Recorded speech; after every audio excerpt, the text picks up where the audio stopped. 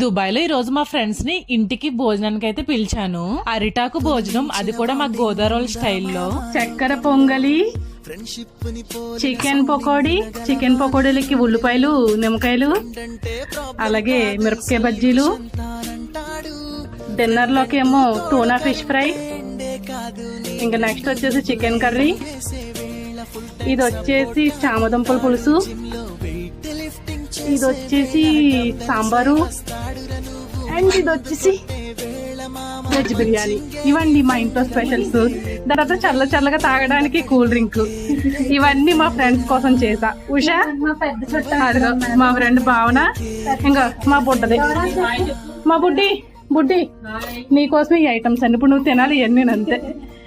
ఇంకా మగ మహారాజులు అయితే లోపల ఉన్నారు. ఫ్రెండ్స్ ని పిలవడానికి వేరే రీజన్ అయితే ఏమీ లేదండి. సరదాగా చాలా రోజులు అయిపోయిందని చెప్పేసి మీ ఇంటికి వస్తున్నారంటే భోజనం పెట్టకుండా పంపిస్తామా చెప్పండి. అలా మనకున్న దాంట్లో భోజనం పెట్టి చక్కగా బొట్టు పెట్టి పంపించాను.